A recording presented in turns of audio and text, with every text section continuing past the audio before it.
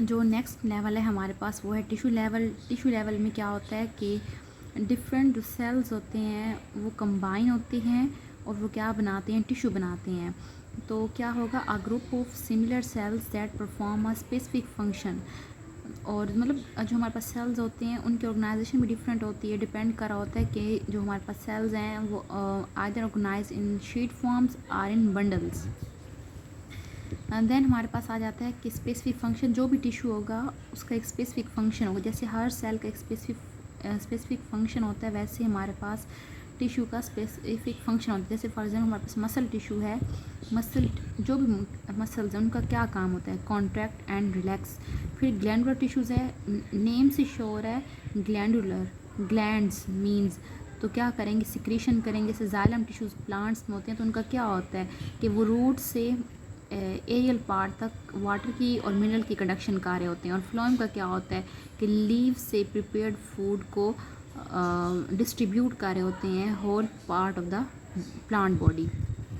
Then हमारे पास है ऑर्गन लेवल में क्या होगा कि a structure normally compose of several tissues types that form functional unit. कि हमारे पास क्या होगा, डिफरेंट टिश्यूज़ होंगे जिनका एक जैसा काम होगा, मिलते जुलते होंगे, वो कंबाइन होंगे और क्या बनाएंगे, हमारे पास ऑर्गन बनाएंगे।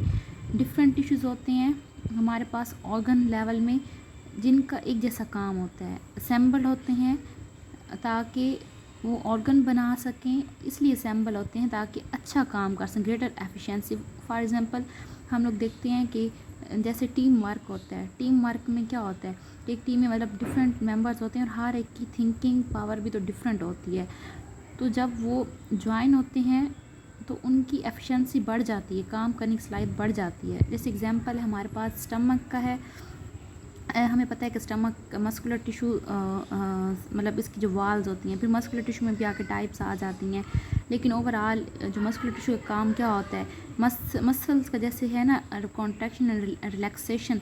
तो इसका क्या होगा कि जब ये कॉन्ट्रैक्ट और रिलैक्स होता है स्टमक, तो एक्चुअली क्या कर रहा होता है, जो हम लोग फूड ले रहे होते हैं, इनटेक कर रहे होते हैं, उसे एंजाइम के साथ मिक्स कर रहा होता है ताकि उसकी डाइजेशन की जाए। साथ साथ हमारे पास स्टमक की वॉल्स होती हैं उसके अंदर मतलब एपिथेलियल टिश्यूज़ भी होती हैं या लेयर होती है जो सिक्रीशन कार्य होती है, जहाँ से एंजाइम की प्रोडक्शन हो रही होती है, मतलब गैस्ट्रिक जूस।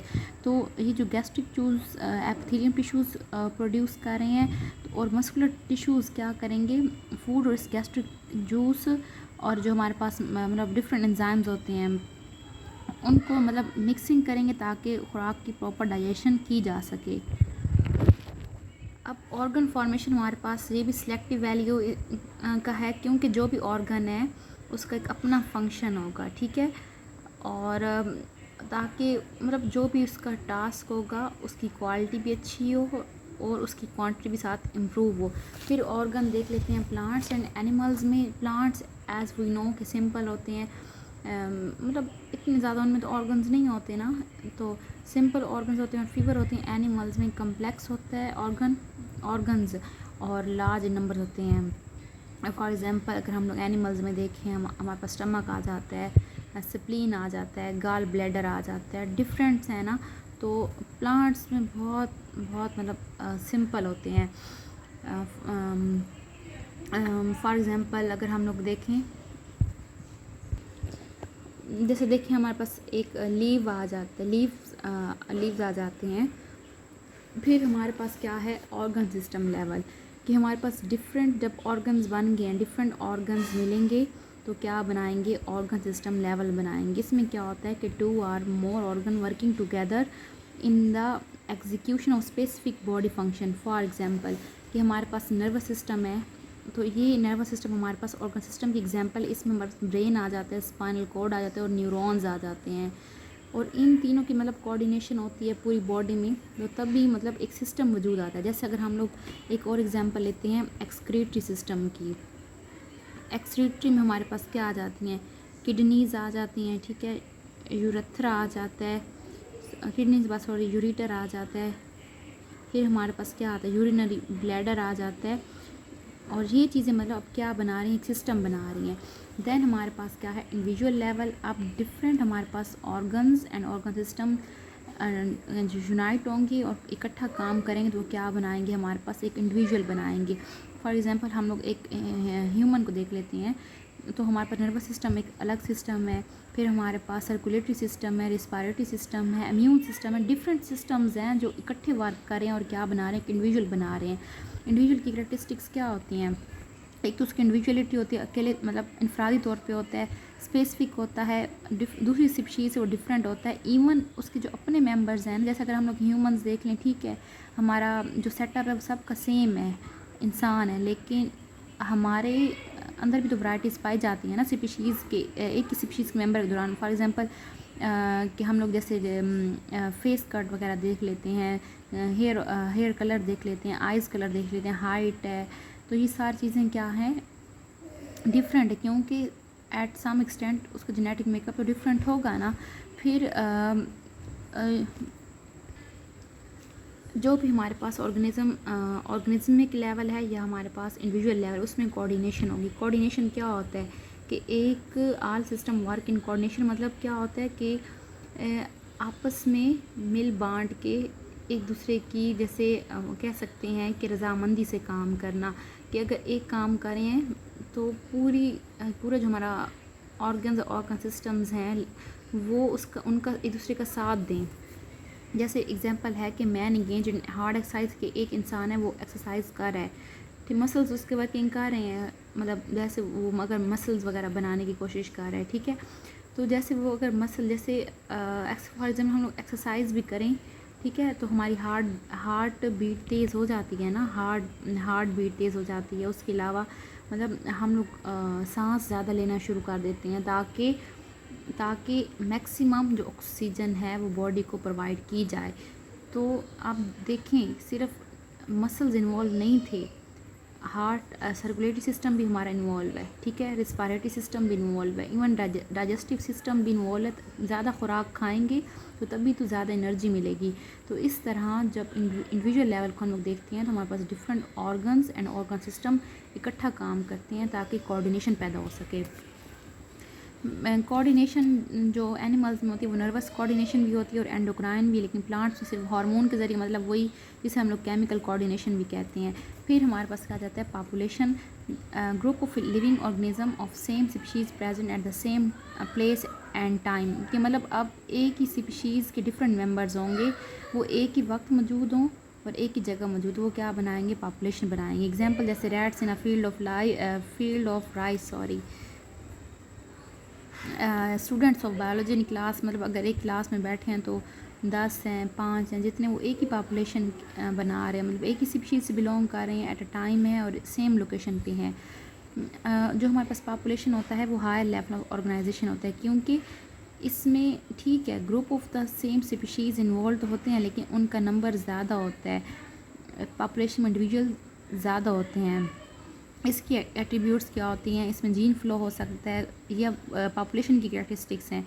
जीन फ्लो होता है, जीन फ्रीक्वेंसी है, मतलब जीन फ्लो ये है कि जो जेनेटिक मेकअप है वो उसका क्या फ़्लो है, वो कैसे, मतलब अगर एक पॉपुलेशन है उस दूसरी पॉपुलेशन में कैसे मुंतकिल हो रहा है, क्या ट्रांसफ़र हो रहा है। और जीन फ्रीक्वेंसी भी इसी उसमें आ जाता है, एज डिस्ट्रीब्यूशन है, पॉपुलेशन डेंसिटी है, ये सारी चीज़ें हमारे पास पॉपुलेशन के एट्रीब्यूट्स में आ जाती हैं। फिर हमारे पास नेक्स्ट जो है पॉपुलेशन के बाद वो कम्युनिटी है, कि डिफरेंट पॉपुलेशंस होंगी वो मिलेंगी तो क्या बनाएंगी, कम्युनिटी बनाएंगी। Population of different species living in the same habitat form a community.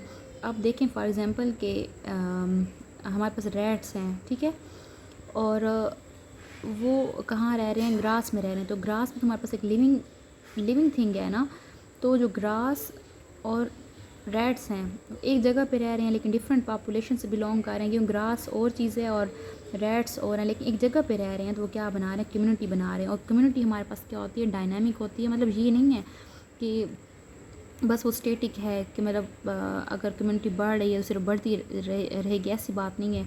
Increase भी हो सकती है और डिक्रीज़ भी हो सकती है due to abiotic factor. For example कि जैसे मैंने कहा है कि रैट्स हैं और ग्रासेस हैं, ऐसी कोई सिचुएशन हुई है, मतलब सनलाइट बहुत तेज़ हुई है कि हमारे पास जो ग्रास था वो जलना शुरू हो गया है, मतलब ग्रास की प्रोडक्शन ख़त्म हो गई। जब ग्रास ख़त्म हुए तो रैट्स क्या खाएंगे, मे बी कुछ मतलब मूव कर लें, लेकिन ज़्यादातर तो भूखे मर जाएंगे, इसलिए उनकी पॉपुलेशन क्या होगी, कम होगी। फिर हमारे पास कम्युनिटीज़ में टाइप्स आ जाती हैं कॉम्प्लेक्स और सिंपल। कॉम्प्लेक्स में इतना मसला नहीं होता, लेकिन जो सिंपल होती है ना, वो बहुत, अगर ज़रा सा भी चेंज आता है वो तबाह हो जाती है, ख़त्म हो जाती है। और हमारे पास फिर कम्युनिटीज़ में डिफरेंट इंट्रैक्शन भी थोड़े होते हैं ऑर्गेनिजम्स के दरमियान, जैसे पैरासाइटिज़म है, प्रीडेशन है, कमेंसलिज्म है, म्यूचुअलिज्म है, कंपटीशन है। फिर कम्युनिटी के बाद क्या जाता है, इकोसिस्टम। इकोसिस्टम में क्या होता है कि a community together with its non living surrounding. तो क्या बनाता है इकोसिस्टम, मतलब अब एक जगह पे डिफरेंट कम्युनिटीज़ रह रही हैं, ठीक है। फॉर एग्जांपल जैसे अगर हम लोग डेजर्ट इकोसिस्टम देख लें, छिपकलियाँ होंगी, स्पाइडर्स होते हैं, स्नेक्स होते हैं, डिफरेंट मतलब पॉपुलेशंस हैं, लेकिन साथ देखें तो वहाँ का टेम्परेचर और होगा, ठीक है।